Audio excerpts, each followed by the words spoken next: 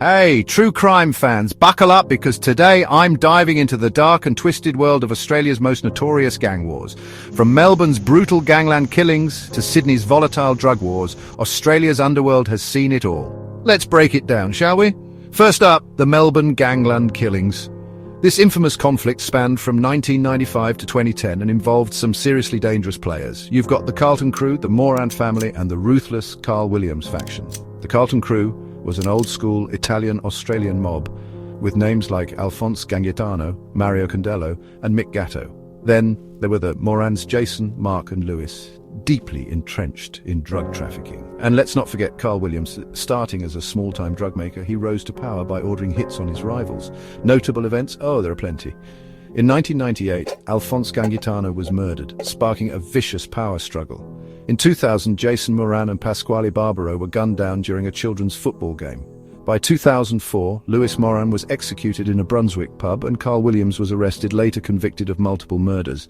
The bloody saga ended in 2010 when Carl Williams was killed in prison by Matthew Johnson. Mick Gatto, he survived, claiming to have gone legit, but most other major figures either dead or locked up.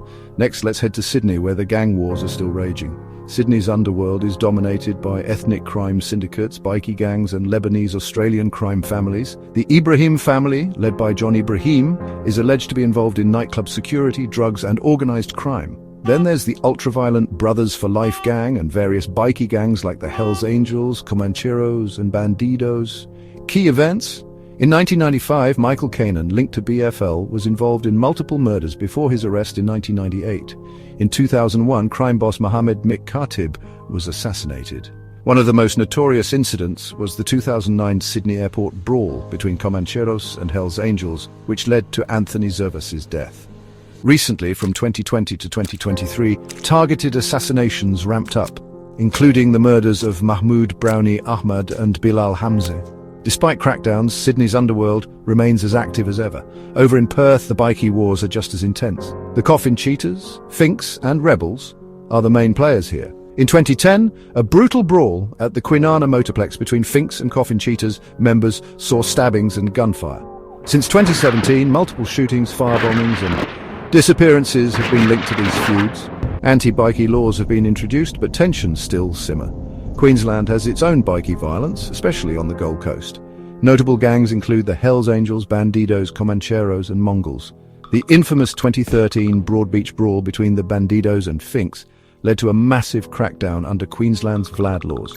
While public violence has decreased, the conflicts continue behind the scenes. Lastly, Adelaide's underworld has been shaped by the New Boys and bikie groups like the Gypsy Jokers.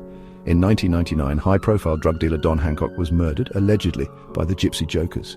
Between 2010 and 2020, shootings and bombings linked to bikie turf wars were common. Thanks to tough anti-gang laws, public gang violence has declined, but the underworld is far from quiet. In conclusion, Melbourne's Gangland War, lasting from 1995 to 2010, was Australia's most notorious, with over 30 murders. Sydney remains the most volatile, with ongoing bikie and Middle Eastern crime family conflicts. Bikie wars continue across WA, QLD and SA, but new laws have significantly disrupted their activities. Got chills yet? Thanks for tuning in, and don't forget to like, subscribe and hit that bell icon for more deep dives into the murky world of true crime. Stay safe out there.